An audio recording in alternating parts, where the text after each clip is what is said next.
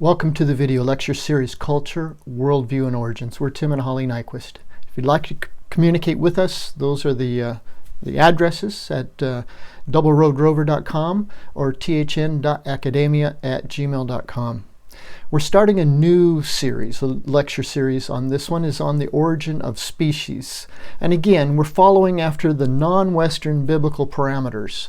And I feel like it's necessary to explain each time, to keep introducing the concept, because I was never really trained or thought about it, that each person comes to a subject or a study or just an analysis of from a standpoint, and that's what we have been studying a bit, and that's what I understood hermeneutics. I understood the science of interpretation from a biblical perspective, but never thought about it in a scientific, or applying those same ideas or concepts in the world in general, especially in the science world.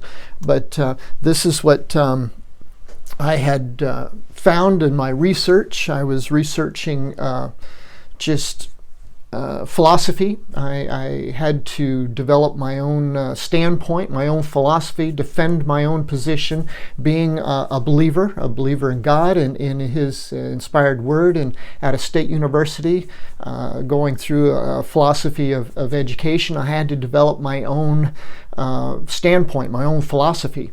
And the philosophy that I have ended up developing is a realism, which means that I do believe there's a real world out there. There is real objects that are out there outside of my thinking of them.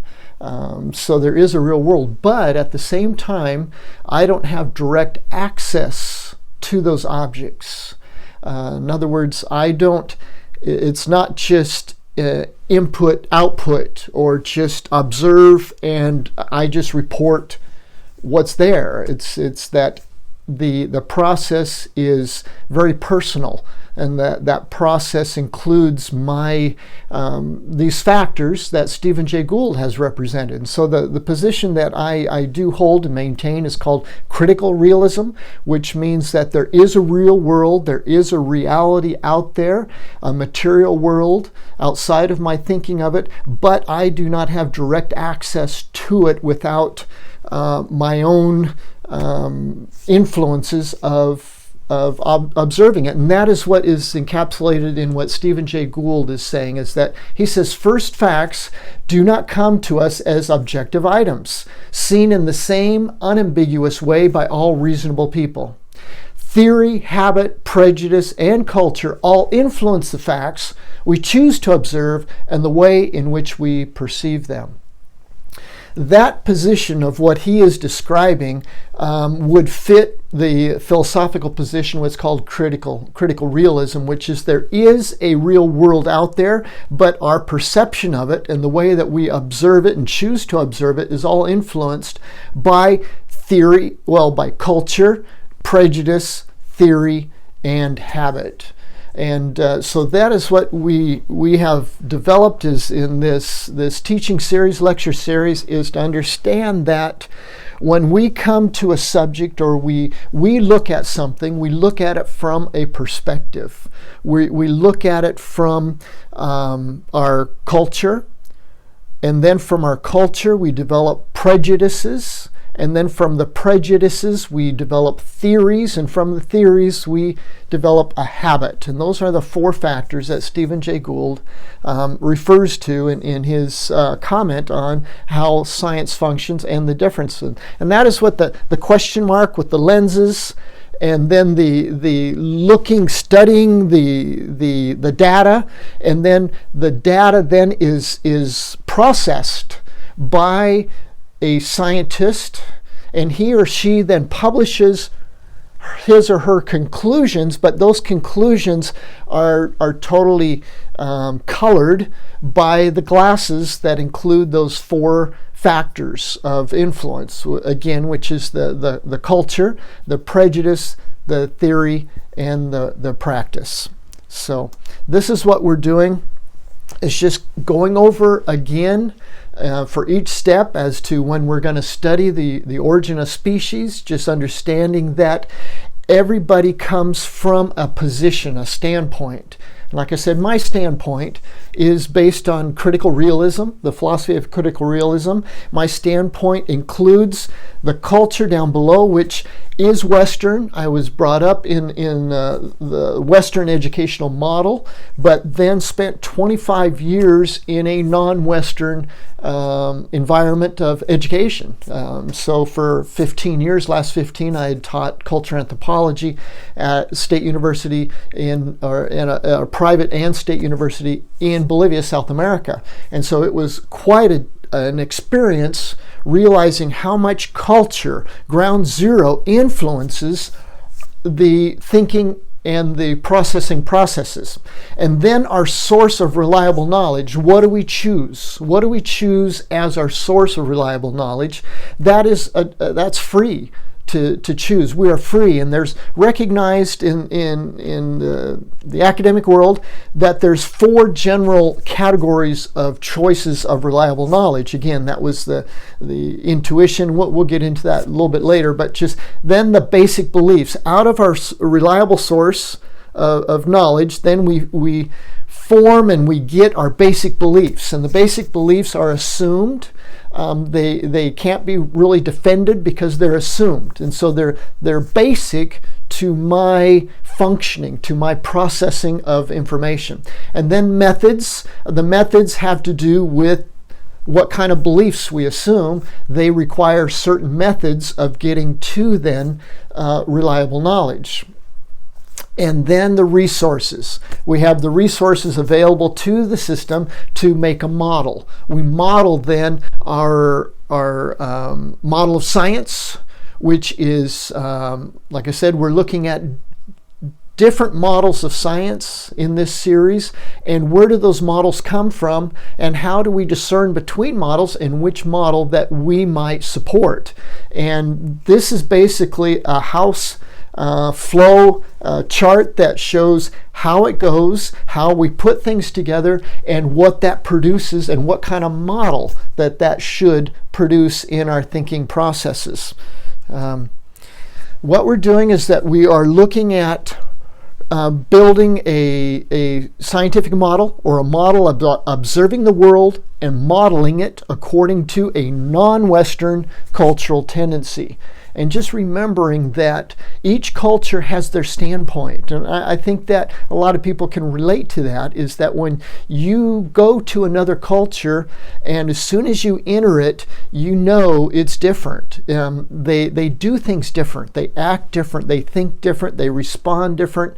And it's because of the cultural tendencies, the culture cultivates within each one of us a whole way of seeing the world, a whole way of a picture of the world. And so each one of us has a different picture of the world according to how we have been formed. And that's why this series is culture, worldview, and then looking at origins, looking out at it, because there are different perspectives, and it's interesting just to understand the perspective of another group of people. So we're looking at this from a non-Western cultural perspective, and we've commented before is at the beginning of the series we went over culture and over 21 different points of contrast between my Western cultural thinking and the cultural thinking of my students and of the environment that I was in at that time. 21 differences that make a real difference in how we understand and see our world.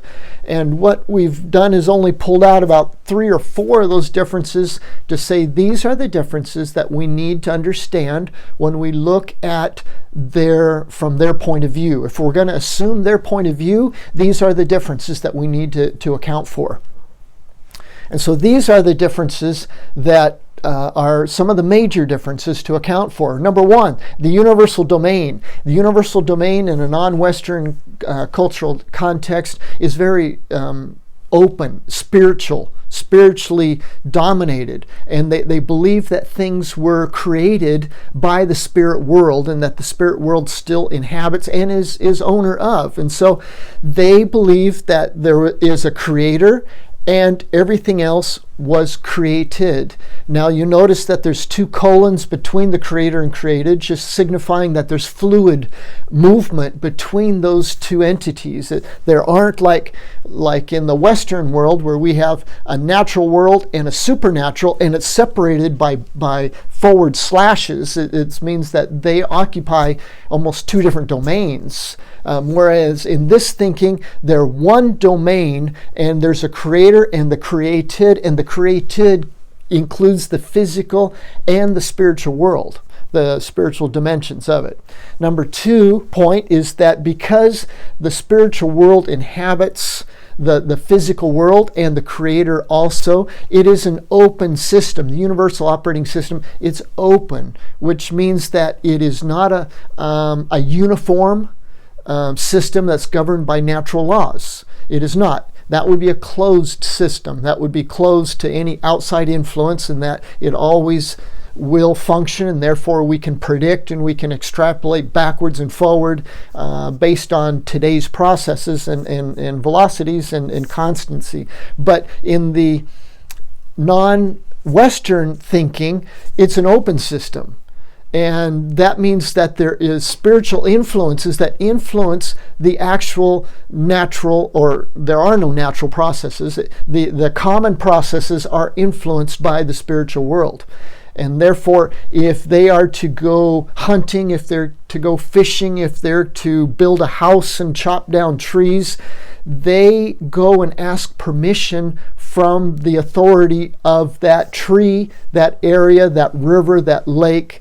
And so there's like spiritual authorities that they ask permission for to fish or to hunt or to do different things. And that's what brings us to number 3, is they are very external authority driven.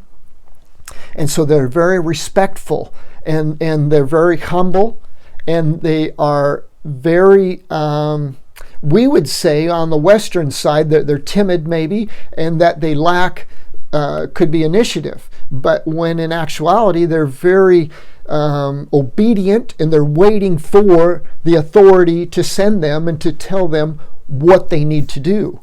And so they are very like I said, under authority and waiting for the command to be obedient to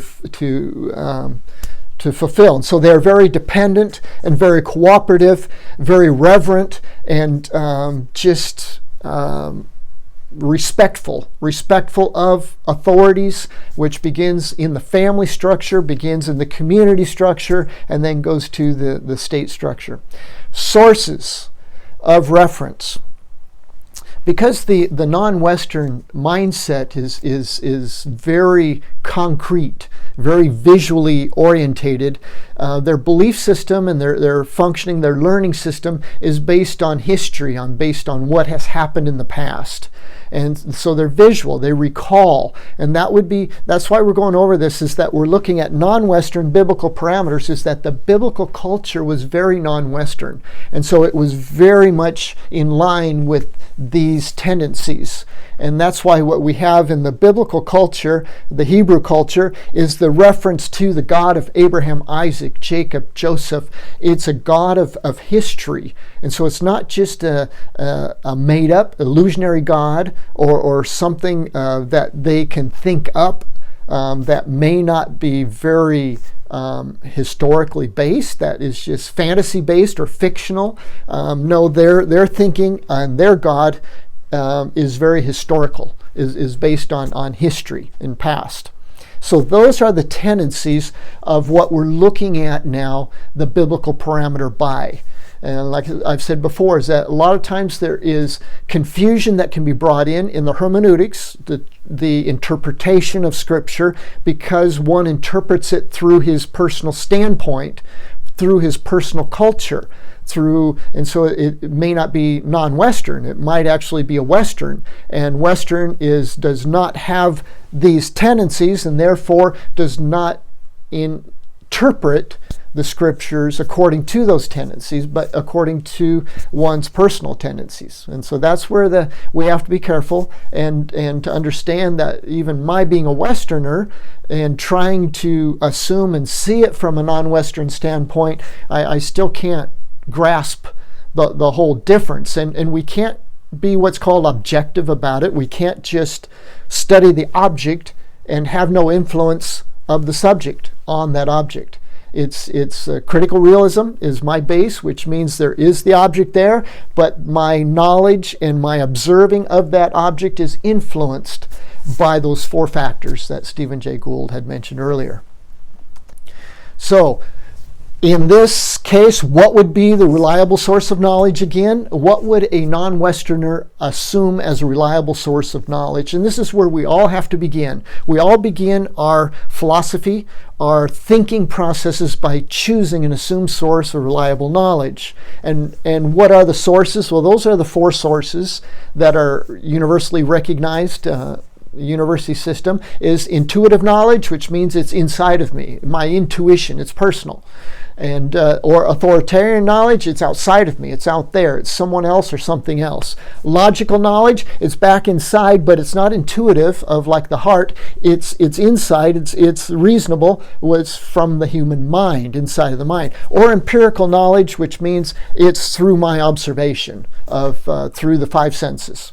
So those are the four major categories of reliable source of knowledge. And what would a non-Westerner choose as their reliable source of knowledge? It would be most likely number two. At least that is the Hebrew.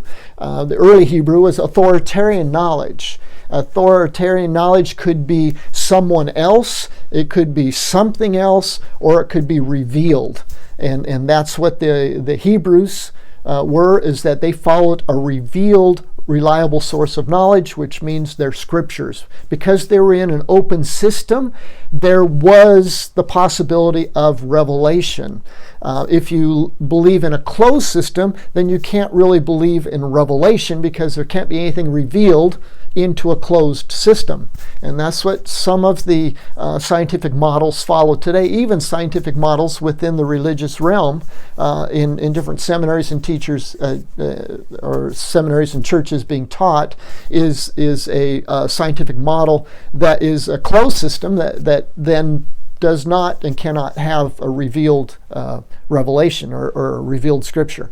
So what they follow is number two, authoritarian knowledge, which is an open system, and it is revealed to them the will of God. God has specifically revealed it through direct contact, through the prophets, and then later through the disciples that wrote and registered their experiences. And so that is specific revelation. Then there's general revelation, which is through the created world. Through that which has been created, man can know God. Okay, so those are the four categories, the four different sources.